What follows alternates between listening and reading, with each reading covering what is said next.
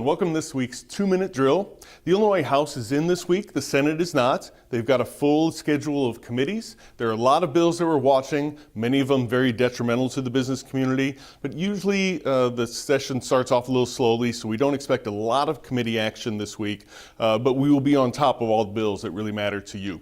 Most importantly this week to know is that minimum wage will be front and center.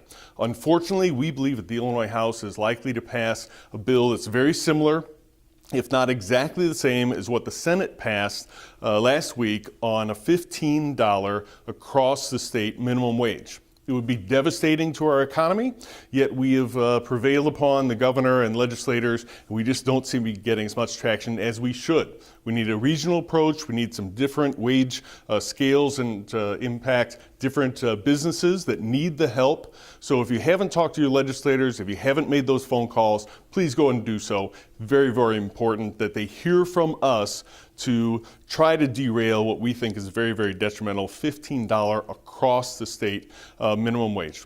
The other thing we're going to look at this week more and more closely is the budget address that the governor is going to give on February 20th. That's following week. He put out a report this week that said the budget deficit is $3.2 billion. That's an awful lot of money, and we think that the response may be to do some spending restraint. That would be great. But we think it's probably going to be a call for revenue from as many sources as possible.